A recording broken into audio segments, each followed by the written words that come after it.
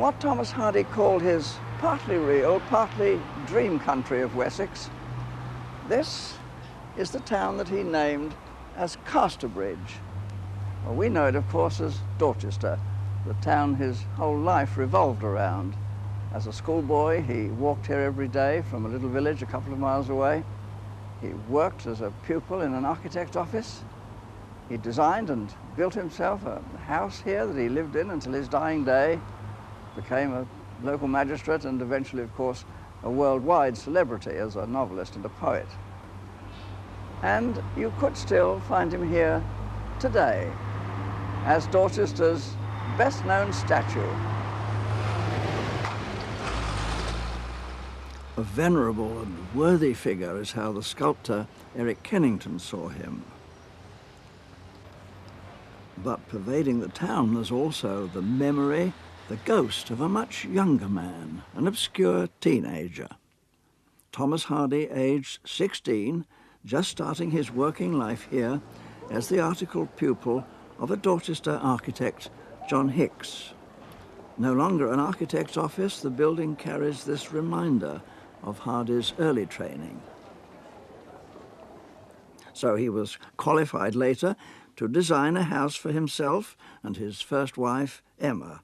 Max Gate, he called it, and in 1886, the couple whose married life had begun so romantically settled here into a childless middle age. And here, in 1912, Emma died.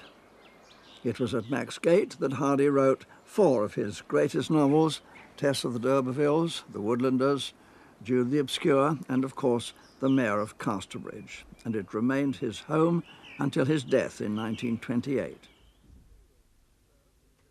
3 rooms served at different times as his study over the years. The various alterations he made are well understood by Bill Jesty, who now lives here. Well, one of the things that always strikes me about Max Gate is when Hardy first built it, he called it in his letters a cottage, and it's not as silly as it seems in a way, because it was much smaller, wasn't it? Much smaller, yes. The ground floor area of the original part of the house was roughly half what it is today. Yes, For example, across here, it did not include the turret that we see over there on the right. The porch, for example, now that was a single porch originally, and it was enlarged in 1908. Now, when you read it, you think it's a sort of inverted snobism, you know, he was just pretending it was something. But then you find he says to somebody, we can only have one male guest. We haven't yet got a big enough room to put up a husband and wife. Well, you see, there was only one bedroom behind here, apart from the servants' attic on the top. There was a wee bedroom over the porch there, but yes, they could only house, you know, one guest. One child, yeah. Bill, now you live here, there's one thing you must be very conscious of. All the great celebrities of the 20s who came down to visit, you know, the grand old man as he was then, and they all said it's terribly gloomy and sad, pessimistic atmosphere and so on. Yeah. Because it was surrounded by pine trees, wasn't it? I mean, when he bought the house, he planted all these pines. Yes, he planted immediately about 2,000 trees all round the perimeter of the property, and about half of those were Austrian pines. And this was done intentionally to give quick growth and to shelter the property, because this was an open field. Very open, of course. Yeah. And I mean, what you're looking at today are the remnants of the deciduous trees which have survived the Austrian pines. Yeah. We've only got 4 left by the gate. But having created the house and the garden and having planted all these trees, I don't really think he would have wanted them disturbed. So people that visited him then may well have, you know, felt that the place was a little bit gloomy. The Prince of Wales was one of those celebrities who came to tea with the second Mrs. Hardy and the famous author. Someone who knew Max Gate in those days is Gertrude Bugler. She came here to rehearse as an amateur actress with the Hardy players, particularly in the role of Tess, for which Hardy chose her in his own dramatisation of the novel. Such an eminent author could have seemed an overpowering figure to her, but that's not how she remembers him.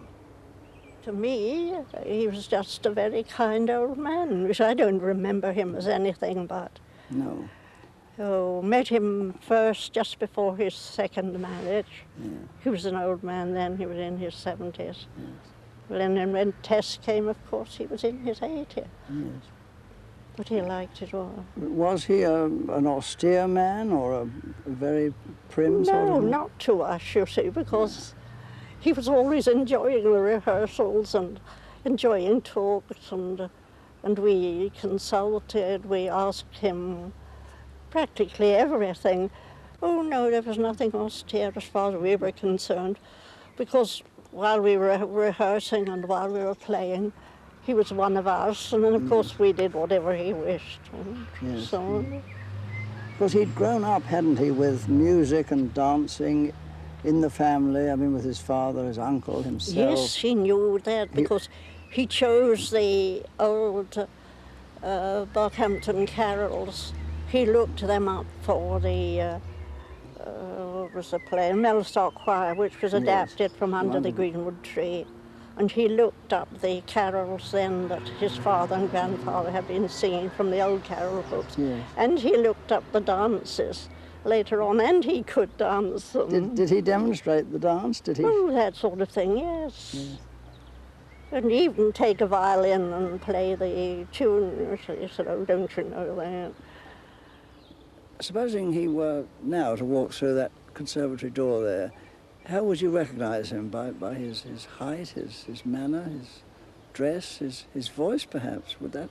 I just know, quiet voice, Yes. quiet man, but he could smile and he could laugh. Did it worry Hardy that people thought he was a pessimist? I'm sure of it, You're sure? because once he said during rehearsal, of course I'm a pessimist, and that was a joke, and we all duly laughed, you see. But in one of the prefaces to a novel, I can't remember which, he speaks of it himself, but he didn't consider himself a pessimist. My word for it is that he's a realist. Yes. And I've lived long enough to know that I'm, to some extent, right. Realist, yes, but also an imaginative genius. His Casterbridge, partly a dream, but rooted in the plain reality of daily life in Dorchester as the young architect saw it and the older novelist saw it, even as it is now.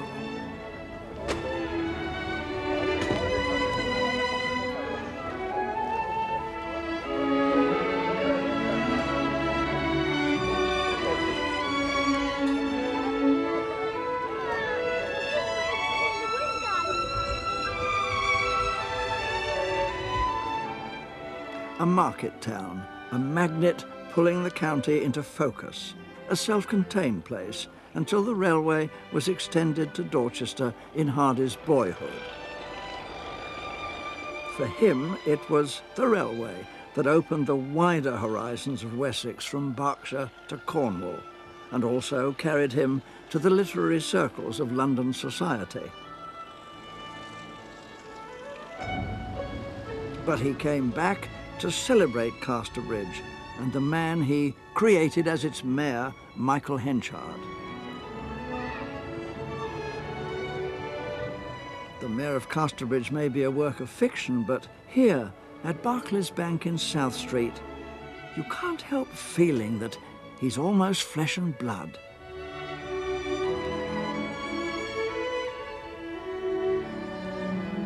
The grassy amphitheatre of Mornbury Rings, in Hardy's opinion, is to Dorchester what the ruined Colosseum is to modern Rome, and Mornbury was already here when the Romans arrived.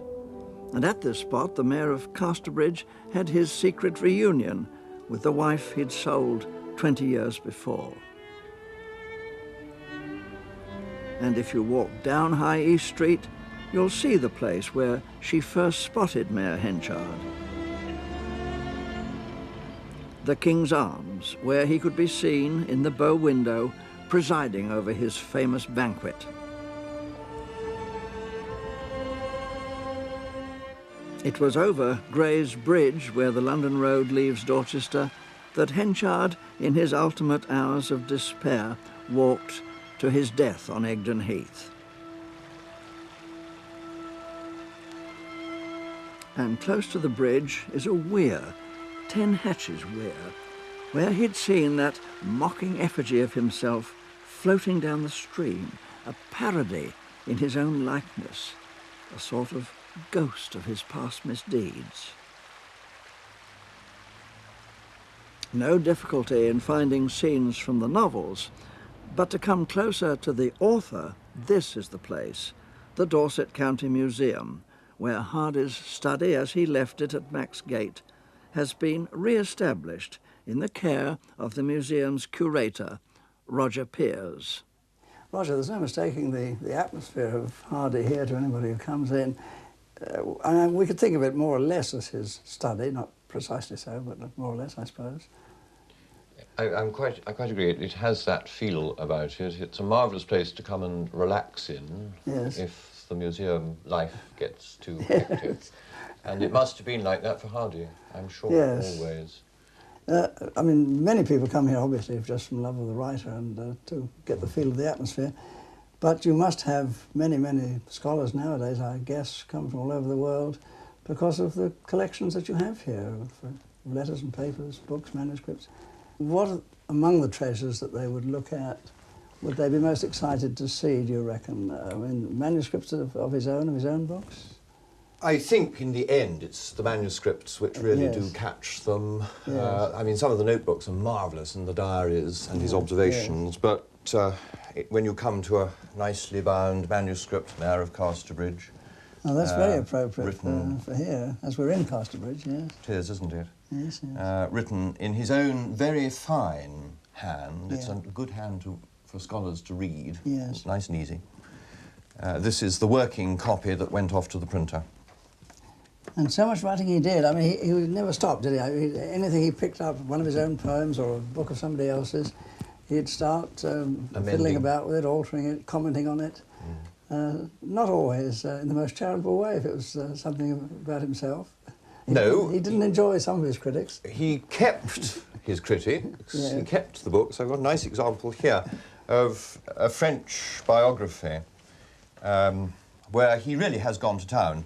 Especially in the opening pages, scribbling in all of the margins, as you can see, scoring, underlining, crossing out. Yes, he wasn't enjoying this one. Not in the least. What did he say about it? All this is too personal and in bad taste, even supposing it were true, which it's not. It's surprising that a good critic could print it. It betrays the cloven foot of the interviewer. That put him in his place. Oh, well. Yes. But apart from the scholarly interest, there's other things that will stir memories in people who know the story of his life. Yes, magnifying glasses. He was worried about his eyesight at a certain stage of his life. The pens which he used to write some of the novels and the poems, and which have the names inscribed on them. So, yes, yes. There are 2 calendars on his desk. One shows the month when he died, January 1928. The date was the 11th of that month. The other one, much more poignantly, marks Monday the 7th of March, which is the day in 1870 when he met Emma Lavinia Gifford, later to be Emma Lavinia Hardy. That was there to remind him forever. Fascinating. I got it. Look back at Dorchester as you leave and you see how compactly it stands among its fields. Its river, the Frome, flows immediately into the valley of the great dairies, where Tess of the d'Urbervilles worked as a milkmaid. Coming from the smaller dairies of Blackmore Vale, she was impressed by the rich fertility of the Frome Valley and the crystal purity of the river.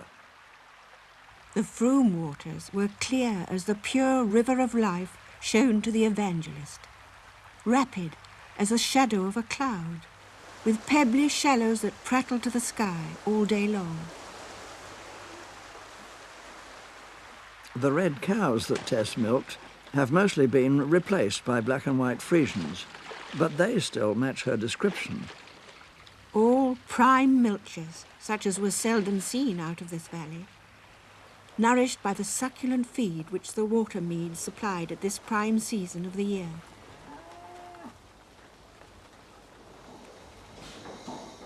Their large veined udders hung ponderous as sandbags, the teats sticking out like the legs of a gypsy's crock.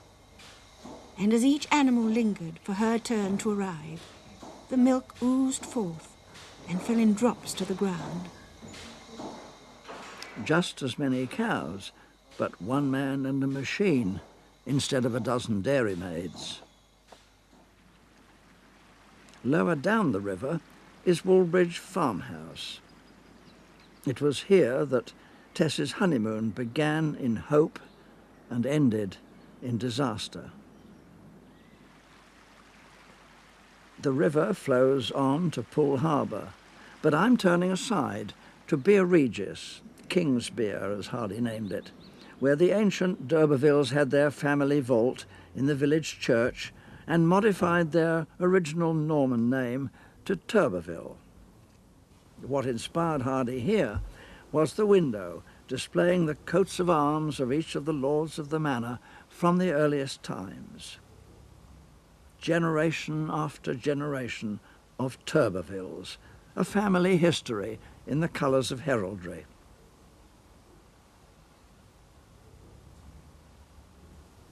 And there's something else here to marvel at, the unique roof of carved and painted timber that shows the 12 apostles as Dorset men of the 15th century. As a specialist in church architecture, Hardy studied the Dorset churches closely, but it was a distant church on the border of Wessex that called him to the greatest romantic adventure of his life, a journey from Saxon realism to the magical Celtic shore of what he always called Lyonesse, the north coast of Cornwall.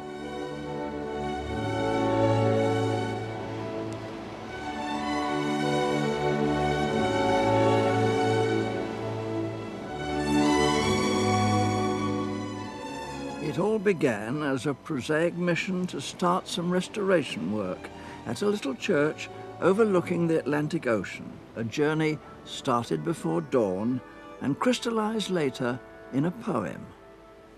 When I set out for Lyonesse 100 miles away, the Rhine was on the spray, and starlight lit my lonesomeness when I set out for Lyonesse 100 miles away. What would bechance at Lyonesse while I should sojourn there? No prophet durst declare, nor did the wisest wizard guess what would bechance at Lyonesse while I should sojourn there. When I came back from Lyonesse with magic in my eyes, all marked with mute surmise, my radiance rare and fathomless, when I came back from Lyonesse with magic in my eyes.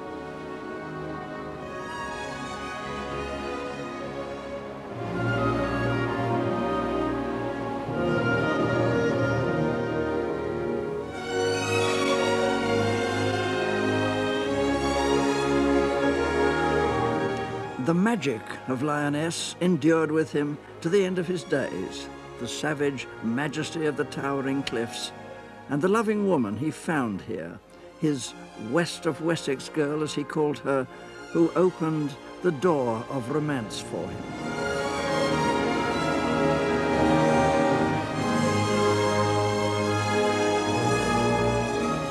The little fishing harbour of Boscastle is the only haven hereabouts from the open Atlantic.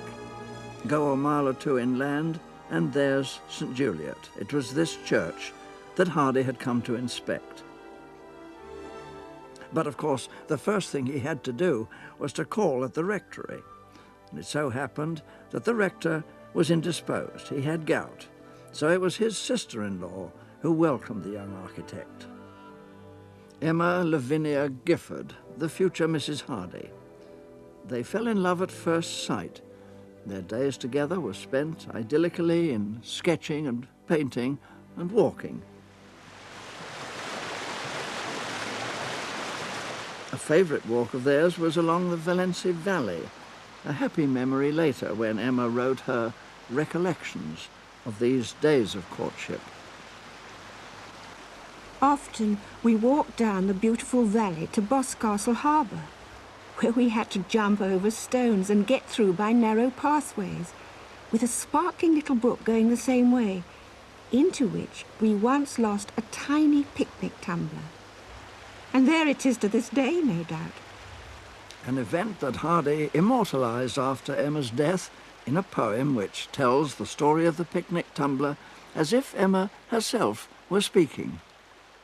When we had drunk from the glass together, arched by the oak copse from the weather, I held the vessel to rinse in the fall, where it slipped and sank and was past recall, though we stooped and plumbed the little abyss with long, bared arms.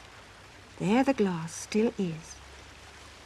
By night, by day, when it shines or lowers, there lies intact that chalice of ours, and its presence adds to the rhyme of love persistently sung by the fall above. No lip has touched it since his and mine in turns therefrom sip lovers' wine. This is the sketch Hardy made at the time of Emma searching for that lost chalice of love. The path I'm following runs beside the little river through high moors to the open sea at Boscastle. That path and the harbour are now happily preserved by the National Trust, and what a joy it is to see a traditional fishing village still unspoiled. It was to this place of memories that Hardy, in his old age, was drawn back after Emma's death to see again the scenes of their courtship in those days of enchantment, which irradiated his visits with such unforeseen pleasures.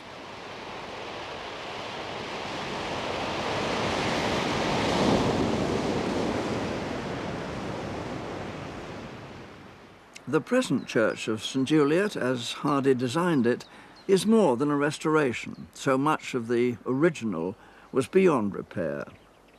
Emma made a sketch of it in its ruined state, which illustrates her own account. It was a very poor parish, and the church had been a long while out of repair for want of funds. The tower went on cracking from year to year. No one seemed to care. Hardy made drawings of the church and even items like these bench ends that he hoped to salvage and fit into his new design. And he kept this photo of the old interior as he found it. Nowadays, the rector, David Nash, greets visitors from many countries, pilgrims in Hardy's footsteps. People come from extraordinary long distances to visit St. Juliet, and not all of them fill in the visitors' book, so that, all told, it must be a colossal number of people who come to this very remote little church. Yeah. And it's still remote, as it was in Hardy's time. And the more they come along and fill in their names and complain that there aren't any guidebooks, the more we are disposed to looking into our archives. And this led me to an extraordinary discovery recently in our diocesan registry. You don't expect to find things of Hardy interest in dry as dust legal packages, but I did such, and was most happy to discover Hardy's actual original drawings of this church for the restoration, done by his own fair hand on awful old dirty greaseproof paper. Yes. And I spoke to the girl in the diocesan registry who very kindly photocopied the greaseproof paper, and it was a rather abysmal result to begin with, but this is an example of one of the things that we managed to lift off the greaseproof paper, but with a deft use of razor blade in one case and a little bit of forgery almost in another, in copying Hardy's actual lettering, we produced this, which is the finished product, and this one we can say is almost Hardy and shows his drawing of the church, one of the elevations with the plan. And of course we're thrilled to bits, and so are the Hardy buffs who come here when we can tell them that we've Yes, got such things that we are currently researching, and as days go by, we tend to find even more. You see that fine credence niche in the chancel wall there, and that is pure Hardy. And we weren't absolutely sure of that until we uncovered these and could look at them closely. And yes, we can say to our visitors, that is your original Thomas Hardy design. And that's rather good. To commemorate the magic of that momentous journey to Lyonesse, Hardy later designed this plaque in memory of Emma. And to link their romance eternally with St. Juliot Church, he arranged for his own companion plaque to be added when he died. But even more, his return to the scenes of his early love kindled in the old man an astonishing outburst of poetry, poem after poem, recapturing even the smallest incident in his days spent with the young Emma on Beanie Cliff, for instance, while they sketched each other, or she rode her pony. Oh, the opal and the sapphire of that wandering western sea, and the woman riding high above with bright hair flapping free, the woman whom I loved so, and who loyally loved me. Still in all its chasmal beauty bulks old Beanie to the sky, and shall she and I not go there once again, now March is nigh? And the sweet things said in that March say anew there by and by.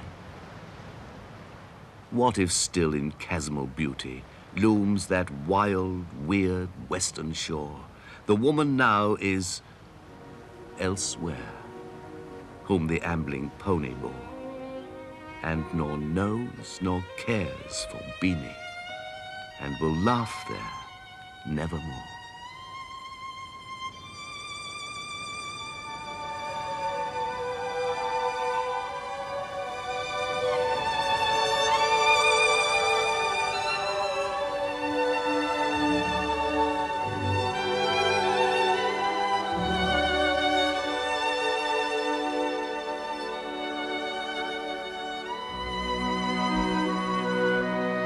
At the age of 88, Hardy died.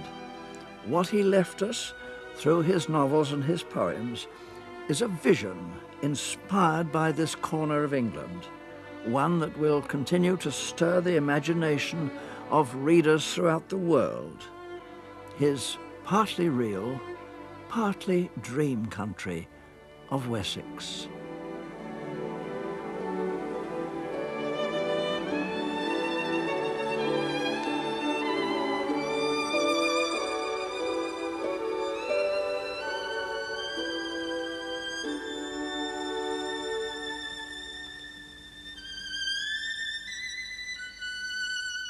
Thomas Hardy's tragic tale, The Mayor of Casterbridge.